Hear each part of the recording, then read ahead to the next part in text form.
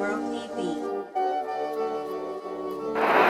up, everybody? It's your girl Myra Wit here with a new episode of Myra Wit School. On our way to a lab. Yeah, a lab. So we'll be back in a little bit. We about to get on the train and be there shortly.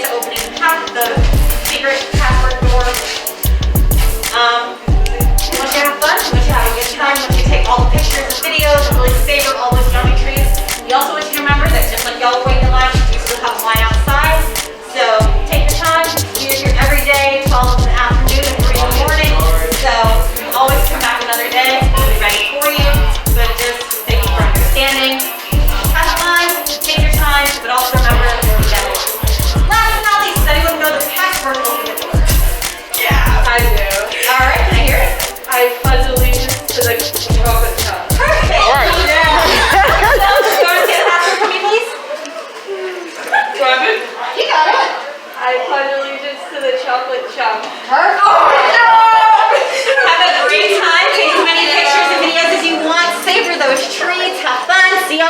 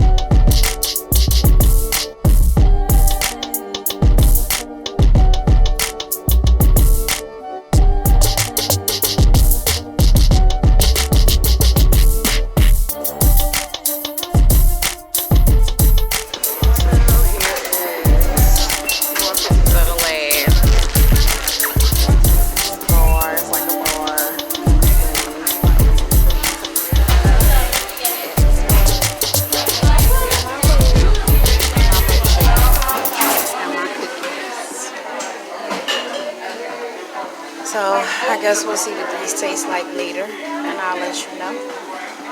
But for right now,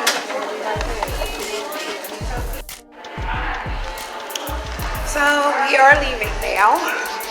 I enjoyed myself. I hope you guys did too. Bye bye.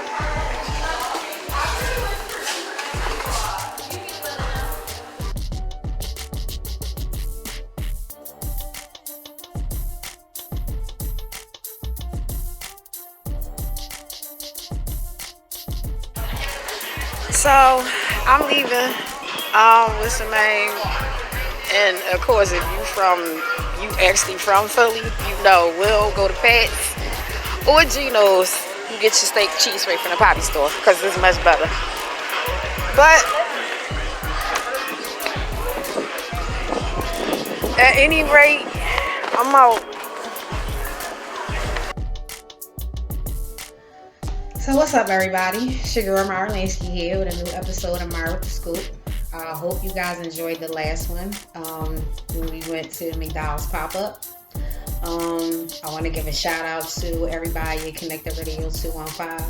And last couple of shows, I meant to shout out Jack, and I didn't shout him out, so I apologize for that deeply. Don't kill me. You know what I mean? I'm trying to keep things going and trying to remember things offhand, but Jack, I do apologize for not shouting you out. So like I said, I hope you've been enjoying the shows, and I hope you enjoyed the last one. I'm gonna be doing a lot more stuff and going a lot of other different places and stuff like that, so I hope you guys enjoy what you see. I hope you still enjoy the information that I'm giving you on the Scoop. Don't forget to like, subscribe, and comment to the YouTube page, and like and comment on Instagram and Facebook. Myra with the Scoop. That's Myra with the Scoop, not with the. So it's Myra MYRA with WITDA Scoop SCOOP. On YouTube, Facebook, Instagram. So just check it out. I do short stories well, not short stories, but like, little news bites about daily stuff that's going on. We gonna be doing recaps on this show. I'm gonna be going different places and hopefully trying to do the show from these different places. But I understand it might be a little difficult. You might not be able to hear me as well, or I'm definitely going to make sure that you guys see everything, but you might not be able to hear me as well. So what I'll do is after the show or after the video or whatever, I'll come back on and recap or talk about whatever I talked about in that episode, just to make sure that you guys get all of the information and that you're current on everything. So that will bring up the topic of today. This topic that's going to be in today's show.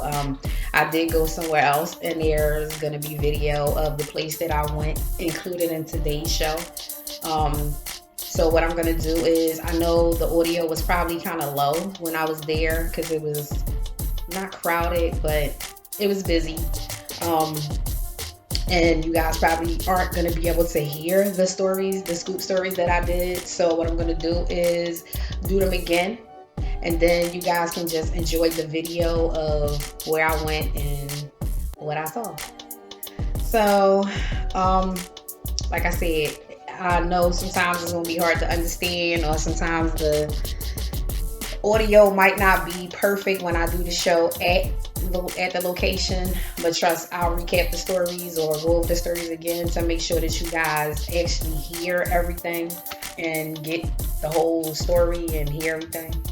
Like I said, don't forget to like, subscribe, and comment on the YouTube channel, and let me know what you think about the show and what I'm saying, how I'm doing, whatever. Just give me some feedback. So let's get into the scoop. So, like I said, the first story that I'm going to be talking about is something that's been going on for a while. And it's probably been going on for like the last 2 months or whatever. But now it's starting to get, I guess, the situation is getting a little dire, I want to say. So, and kind of funny at the same time. The Ever Given ship. The Ever Given ship is a ship that got stuck in the Suez Canal for a little more than a week a while ago. And then they eventually got it unstuck. So it's been a month and it still hasn't moved. But it hasn't moved because the government where the Suez Canal is charging the Evergreen ship $900 million for fees because when the ship was stuck, other vessels couldn't get through. So it held up their progress and their being able to ship things where they needed to go and things like that. So because of that, it caused a backlog. And what the government is doing is they're charging it to the Evergreen ship. And like I said, the Egyptian government says that the owners owe them about $900 million in fees because of the ship being stuck for as long as it was. And they won't let it proceed through the canal without it paying. So it's still crew that's on the ship. There was about 25 members on there. Now they're about 20. They have let some of them leave, but they're not allowing them to leave because they still need to be there to operate the ship. Even if it is, I want to say, standing still right now or stuck where it is right now, they still need people to be there to be able to do daily maintenance on it or to, to keep it in shape just in case they do pay it and do pay the fees and it can be moved. So it is crazy. But like I said, that one of the added caveats to the situation is that the crew isn't allowed to leave the ship. And the Suez Canal Authority denied that they were not letting them leave. Well, not letting the crew members leave. They said the crew members can come and go as they want, as they please, but there still needs to be enough crew members on the ship to operate the ship. So it's not like all of the crew members can abandon the ship at one time, or they all can just walk off and leave the ship at one time, because then that would be a serious problem. So the SCA has officially impounded the ship and the cargo. So far, like I said, only 5 sailors have been able to leave the ship because of urgent personal circumstances or because their contracts have expired with the company that they work for. So now, other crew members make requests for leave. I wonder if it's going to happen because some are saying that in essence, they kind of being held for a ransom because they're not letting them leave the ship. So, so like I said, the crew said that while they out there, they doing regular maintenance and conducting fire drills or whatever on there to make sure everything stays in tip-top shape and that, there's nothing goes wrong. So the $900 million, like I said, is being charged because it affected the other marine traffic when they was trying to complete the rescue operation. So I don't know. It's been a month so far. So I guess the story will continue unless they decide that they gonna pay the money, or some sort of judge sanction that they don't have to pay it, or they cite that they can let the crew go or whatever. But like I said, it's just sitting there out in the Suez Canal, and it's crazy because it's 3 governments that are involved. So the owners of the ship are Japanese, and the crew of the ship are Indian nationals, but they're in Egyptian waters. So it's just like a whole bunch of, governments that's involved. So it's just like, that's going to be a... So they said they have insurance companies, okay, and lawyers working on a resolution right now. So that is definitely to be continued. But like I said, they are requiring that a certain amount of crew stay on the ship in order to keep it running. And I guess if they don't stay, I don't know, could they be charged with abandonment, or I don't know. So that this is definitely it to be continued, and I hope this doesn't actually turn into like some sort of international incident because of all of this. Um, but I guess we'll see. So the next story that we talk about, or we're going to talk about, or I'm going to talk about, is a story that I mentioned from the place that I was at, and this story kind of had me like I said when I was there, like what the? Because I know when I first came across it just anyway. So, you know how people go all out for their weddings, and you know, you want everything to be perfect. You want the perfect venue, you want the perfect food, you know, everything just needs to be perfect. Well, this one couple decided that, I can't even say the couple. Well, yeah, the couple decided that by any means necessary that they were going to have their wedding at this particular venue. So they plan to have it on the grounds of a 16,300 square foot mansion. Okay. The mansion was beautiful, lovely, complete with tennis court, gazebo, all of this. You know what I mean? It was just the ultimate place where you would just want to have your wedding. The problem was that they never let the owner of the mansion know, or anybody know, that they wanted to have their wedding there. They showed up the day of the wedding with people, guests, and things like that to set up. And, you know, when they got there, they were told no, that they couldn't do it. So, you know, surprisingly, they were upset. Right. They showed up and it's crazy, but like I said, showed up the day of the wedding, guests, people, and everything, and actually was telling the owner that it was ordained by God that they should have their wedding there. Right. So it was the mansion is up for sale, and it's up for sale for $5.6 million. And it has a bowling alley, 15 bathrooms, a home theater, and an 800 square foot bar. So in the wedding invitation, they also promised a reception complete with a red carpet cocktail hour on Saturday and brunch on Sunday at the pool house and everything else. Like I said, but the problem was they never let the owner or anybody know that they wanted to have the wedding there. They just showed up the day of and planned to start setting up.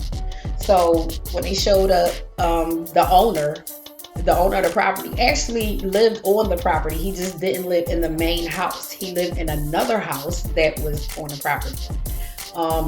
When the people got there, you know, he was confronted by the people telling them that they were going to have their wedding there, and he called the police, which he should have done, and told the police, you know, what was going on, and their community or, you know, association or whatever they're policing there, told the people that they had to leave, rightfully so. But it's just crazy to just think like just people just show up. Like you had guests, caterers, decorators, and everything showing up to a place where you know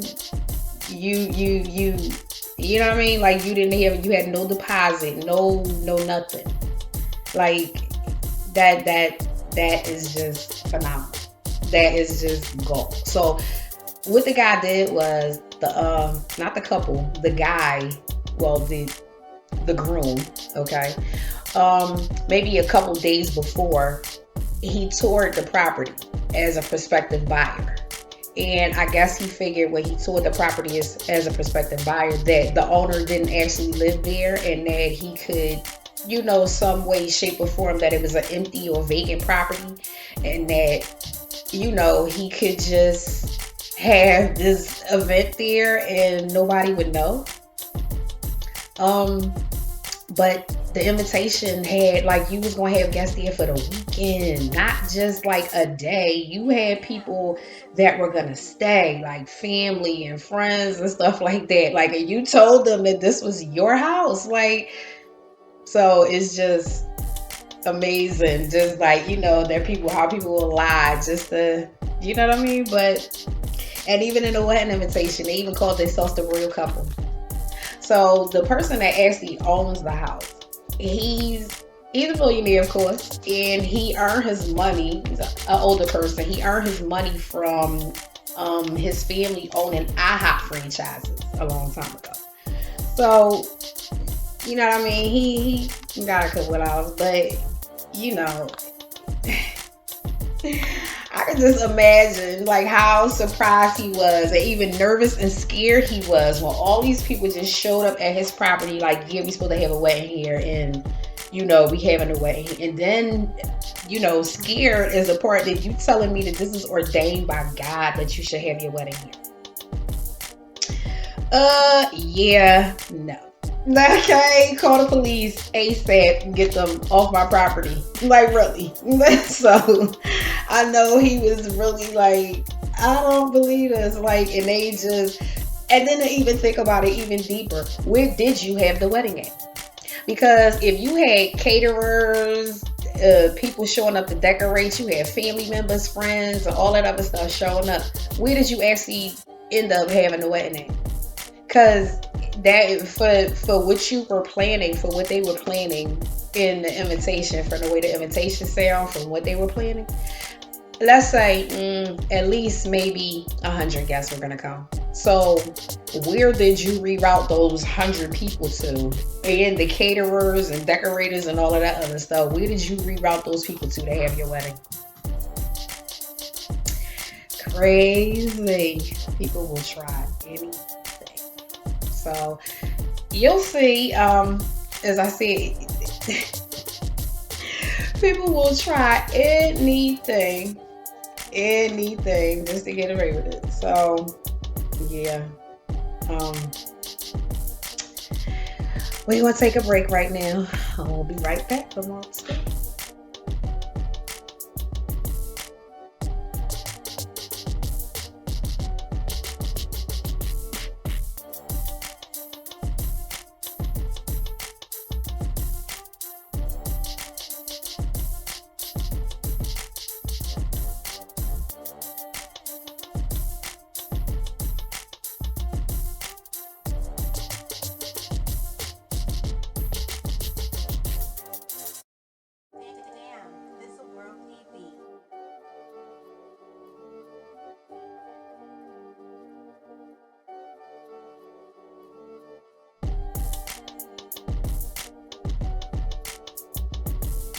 And we're back with more scoop. Myra with the scoop. So the next story we're going to talk about is something that's been going on for a while. Another what y'all trying to do thing that's been going on for a while. So there's been some talk over the last couple of days, maybe a week or so, and it's been kind of becoming a scandal in the NFT/art world. So a seller named Daystrom has come forth attempting to auction an NFT of a 1986 Basquiat drawing called Free Comb with Pagoda, saying that whoever purchases the NFT will have the option of destroying the original art, leaving only the NFT to survive. So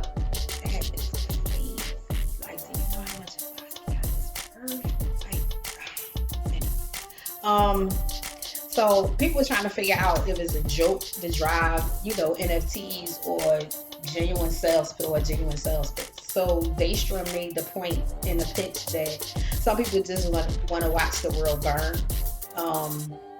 And he could be referring to, before an artist named Banksy had a drawing called Red Girl with a balloon, and they auctioned it off and they destroyed it. I don't know if there's an NFT of that one, but they did auction it off, and I think the person that bought it paid a nice couple million for it to be shredded. So, but that was part of the artworks. Part of the theme to the artwork, that it was art is supposed to be enjoyed, and whoever purchased it wasn't supposed to actually, it's supposed to be enjoyed by all, and whoever purchased it wasn't supposed to actually have possession of it, that it was supposed to be destroyed. So but anyway, like I said, Daystrom posted that some people just want to watch the world burn. The Basquiat estate had the piece removed from the site the way it was listed by a certain ownership of licensing and copyright. So, but the supposed seller advertised not only the confirmance of the digital token, but all related IP and copyright in perpetuity. So the buyer, you know what I mean? But if the buyer, whoever was to buy it, would not receive the actual work. You only get the digitalized token of the work and the right to either burn or make t-shirts, burn it or make t-shirts. But nah, that's crazy. If I pay that much money for a Basquiat, I want my painting. Like, seriously. But that's crazy.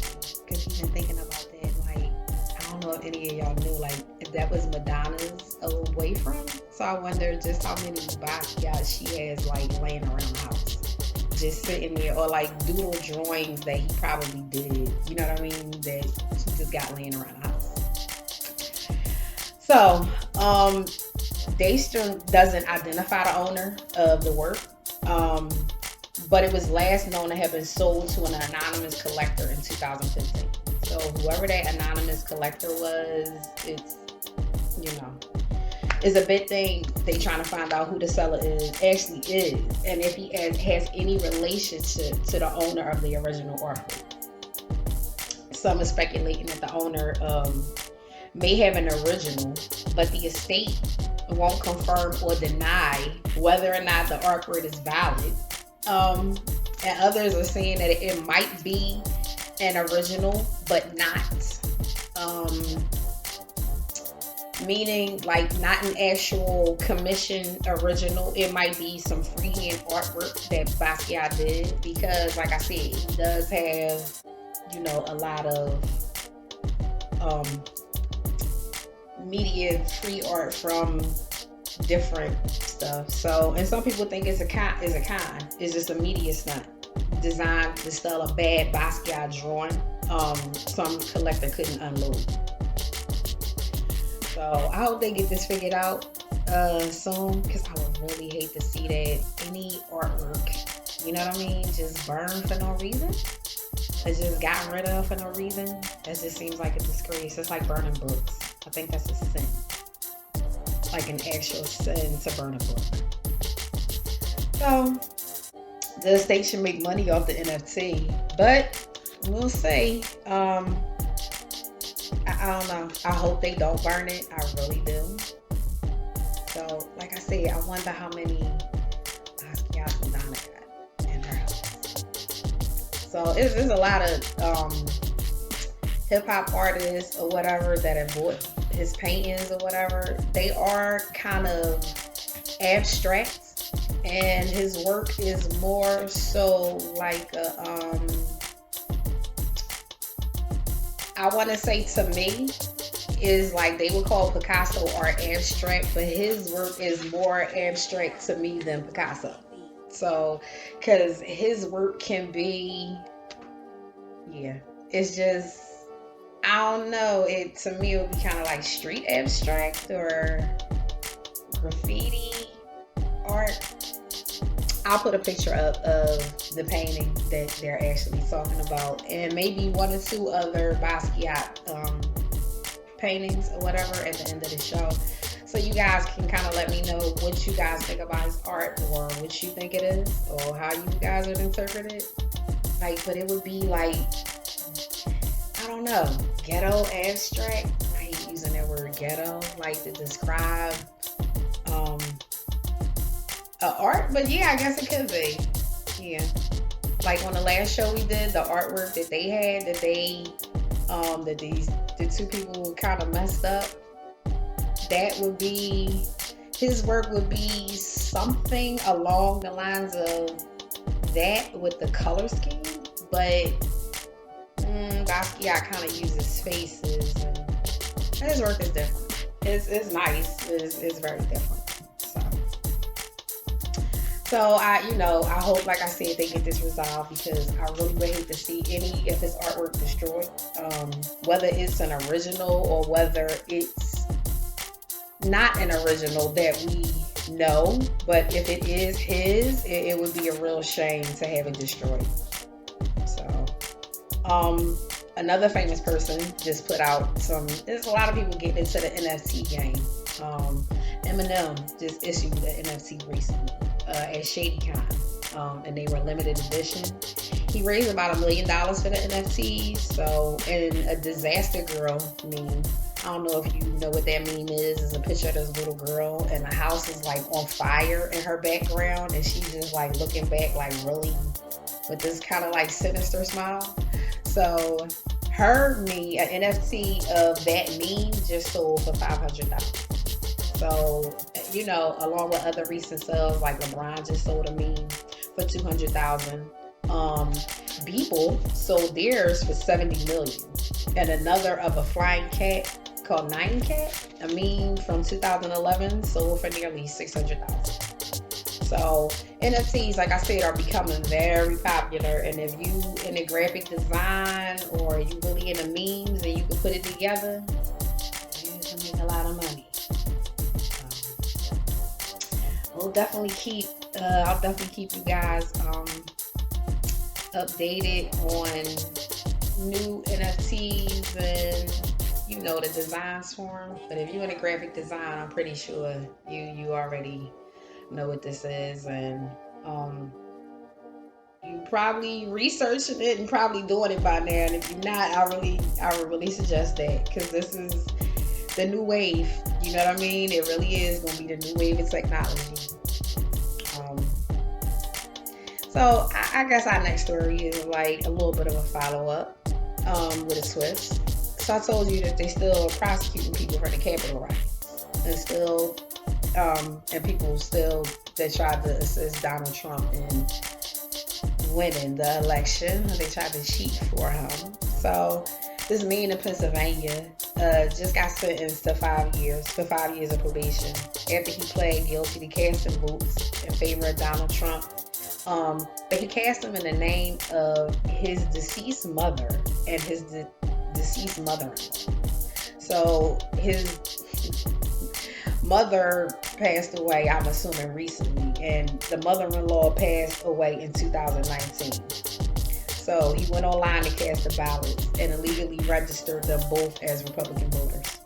So he pled guilty to 2 counts of perjury and 1 count of unlawful voting. So, I mean, it's crazy that all he got was probation. He should have actually did the time, because that's like identity theft too. I mean, even though he didn't actually use their identity to gain anything, well, he did, kinda, yeah. Because him trying to gain the votes would be trying to gain something. So yeah, I guess you could say he was trying to gain something. But yeah, that's still identity theft. He should have, to me, he should have got charged with that. You know what I mean? So, I'll keep you guys updated on other arrest stories. And this next story that I'm talking about, it's a funny arrest story, but thankfully everybody's okay. This guy out of South Carolina hijacked a group of kids on a school bus. He had just left the army. Well, not just left the army. He went AWOL from the army. He decided that he didn't want to do it no more, and he wasn't going to do it anymore. So he hijacked a school bus, and it was about 18 kids on the bus. So when he got on the bus, he had a rifle with him. He told all the kids to come to the front of the bus and sit in the front of the bus. Well, you know, as kids do, and they are naturally inquisitive, and they begin to ask him questions. And they kept asking him questions and kept asking him questions and kept asking him questions and asked him so many questions that he got annoyed and frustrated. And he put all the kids off the bus. He then proceeded to drive a little farther. And I guess he must have got frustrated with the whole situation, because at this point, he left the bus. He got off the bus and abandoned the whole bus. Left the rifle on the bus and started walking. Okay. So yeah, them kids must have really got on his nerves. And the kids was asking questions like, are you gonna hurt us? Are you gonna hurt the driver? Where are we going? What's going on? Are we there yet? But no, they was asking a lot of questions. So that really frustrated him. I mean, to the point where I guess he was like, see, I'm not gonna hurt him. I'm just gonna leave. Like, y'all got to get off the bus. So like I said, he put the kids off the bus, and the crazy part is the length of time between him getting on the bus and him driving and him putting the kids off the bus was 6 minutes. Like, so the kids must have got on his nerves. It's so bad. Well, then I'm not gonna say so bad. He was already frustrated because he was AWOL. He was running away from the army. He had been here for 3 weeks, so he was in basic training.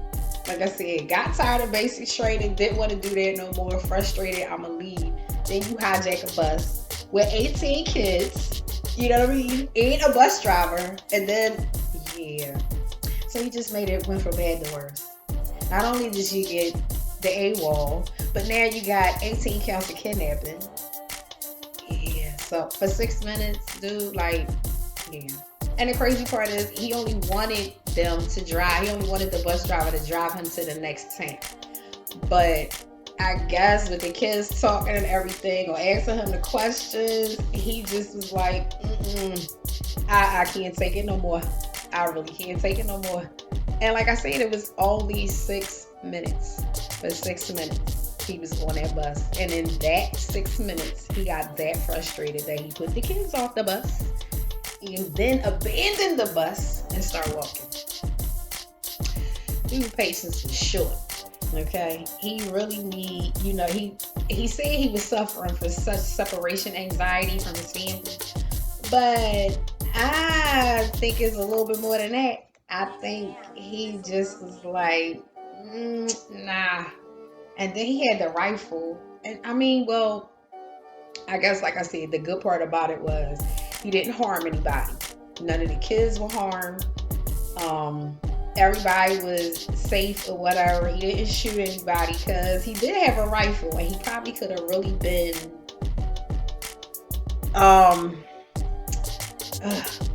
he could have really been he could have went off. Like, it could have really been bad. It could have went another way. But I'm definitely glad that he just decided to put them off, right, and then just keep going. So we'll see what time he gets. So, I mean, how much time he gets or whatever. But the Army base apologized for the incident. Dude should have been apologizing, not them, because he was wrong. Because he kidnapped people and took them from wherever. And then that would have been federal charges too if he would have took them over. Oh man, so yeah. So I'm just glad everything is okay. And I guess, like I said, we'll see what charges stick. But for right now, you took them from one place to another. That's 18 counts of kidnapping. Like that. I'm sorry, 19 counts of kidnapping because the driver took, right? So say what happens with that one and what he actually gets charged with. So let's take a break and we'll be right back. So, Myra Lansky here with, I guess this is a wrap up for this episode of Myra with the Scoop. I hope you enjoyed the video, the videos of me at the Insomnia Cookie Lab. You saw my milkshake, my birthday cake milkshake, and my cookies that I had, and I hope you enjoyed the stories that I told you on the scoop. And like I said, I know that it was kind of low when I was talking to you at the Cookie Lab. So like I said, that's why I redid the video, or redoing this video, so you guys can actually get the stories and actually hear the stories that I was talking about. But I'm going to try to figure out some sort of way to correct the audio or make it so when I'm at these places, like I said, that you guys can hear me. If not, then the show will be like this. I'll be coming back doing a recap, or I don't want to say a recap, but the video to explain the other videos that I've done. So hopefully you guys enjoyed it. I know I had fun. Uh, I'll be going other places. Like I said, the next place I go is going to be super fun. It's going to be super fun. So, that place is going to be a little bit of dress up for it. So, I'll definitely take video, even though video wasn't really being used then. So we'll see. Get kind of giving y'all some hints, certain stuff. But like I said, I hope you guys like the show. I hope you guys continue to watch. Don't forget to like, subscribe, and comment. Myra with the Scoop on YouTube, Instagram, and Facebook. And we'll see you soon. Bye.